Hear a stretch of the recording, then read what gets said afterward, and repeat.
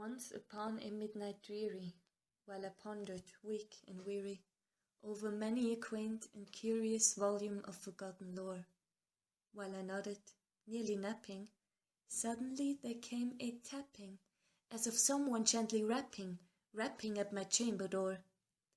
"'Tis some visitor," I muttered, tapping at my chamber door. "Only this, and nothing more." Ah, distinctly I remember, it was in the bleak December, and each separate dying ember wrought its ghost upon the floor. Eagerly I wished the morrow. Vainly I had sought to borrow from my books surcease of sorrow, sorrow for the lost Lenore, for the rare and radiant maiden whom the angels named Lenore, nameless here forevermore.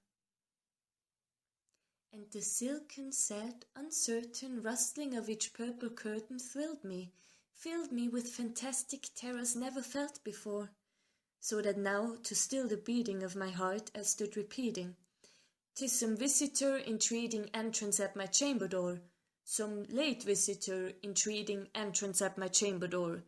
This it is, and nothing more."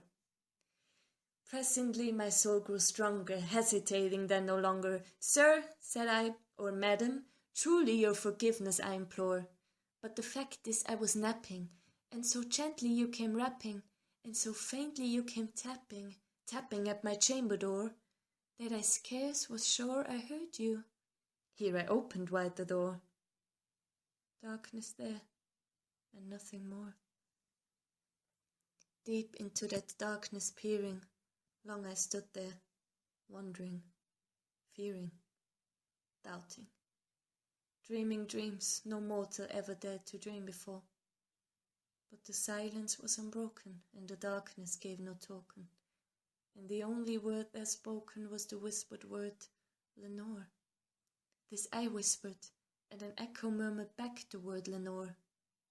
Merely this, and nothing more. Back into the chamber turning, all my soul within me burning, soon again I heard a tapping, somewhat louder than before. "Surely," said I, "surely that is something at my window lattice. Let me see then what thereat is, and this mystery explore. Let my heart be still a moment, and this mystery explore. 'Tis the wind and nothing more." Open here I flung the shutter when, with many a flirt and flutter, in there stepped a stately raven of the saintly days of yore. Not the least obeisance made he, not a minute stopped or stayed he, but, with mien of lord or lady, perched above my chamber door, perched upon a bust of Pallas just above my chamber door, perched, and sat, and nothing more. Then this ebony bird beguiling my sad fancy into smiling, by the grave and stern decorum of the countenance it wore.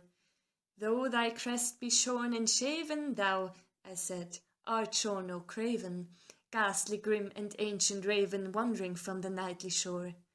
Tell me what thy lordly name is on the night's Plutonian shore." Quoth the raven, "Nevermore."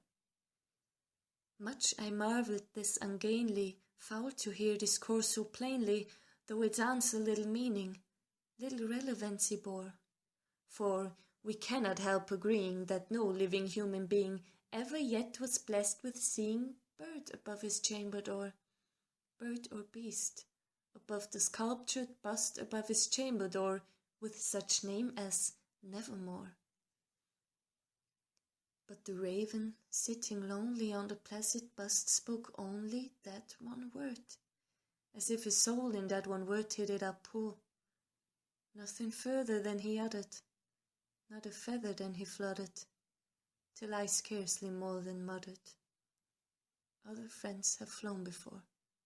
On the morrow he will leave me, as my hopes have flown before." Then the bird said, "Nevermore." Startled at the stillness broken by reply so aptly spoken, "Doubtless," said I, "what it utters is its only stock and store, caught from some unhappy master whom unmerciful disaster followed fast and followed faster till his songs one burden bore, till the dirges of his hope that melancholy burden bore of never, nevermore.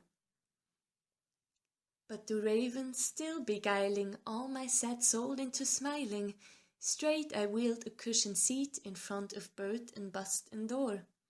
Then, upon the velvet sinking, I betook myself to linking fancy unto fancy, thinking what this ominous bird of yore, what this grim, ungainly, ghastly, gaunt, and ominous bird of yore meant in croaking nevermore.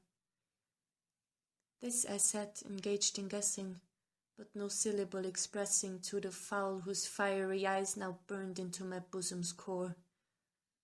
This and more I sat divining, with my head at ease reclining on the cushion's velvet lining that the lamplight glowed o'er.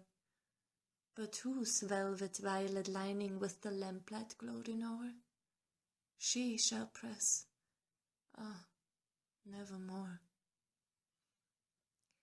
Then methought the air grew denser, perfumed from an unseen censer, swung by seraphim, whose footfalls tinkled on the tufted floor. Wretch, I cried, thy God hath lent thee, by these angels he has sent thee, respite, and nepenthe from thy memories of Lenore.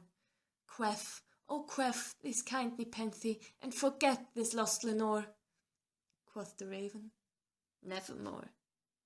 Prophet, said I, thing of evil, prophet still if bird or devil, whether tempter sent, or whether tempest tossed thee here ashore, desolate yet all undaunted, on this desert land enchanted, on this home by horror haunted, tell me truly, I implore, is there balm in Gilead?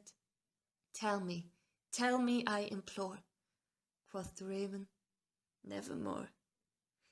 Prophet, said I, thing of evil, prophet still if bird or devil, by that heaven that bends above us, by that God we both adore, tell this soul with sorrow laden if, within the distant Aden, it shall clasp a sainted maiden whom the angels name Lenore. Clasp a rare and radiant maiden whom the angels name Lenore? Quoth the raven, nevermore. Be that word our sign of parting, bird or fiend, I shrieked upstarting. Get thee back into the tempest and the night's Plutonian shore. Leave no black plume as a token of that lie thy soul hath spoken. Leave my loneliness unbroken, quit the bust above my door. Take thy beak from out my heart, and take thy form from off my door. Quoth the raven, nevermore. And the raven, never flitting, still is sitting, on the pallid bust of Pallas, just above my chamber door. And his eyes have all the seeming of a demon's that is dreaming, and the lamplight over him streaming throws his shadow on the floor. And my soul, from out that shadow that lies floating on the floor, shall be lifted nevermore.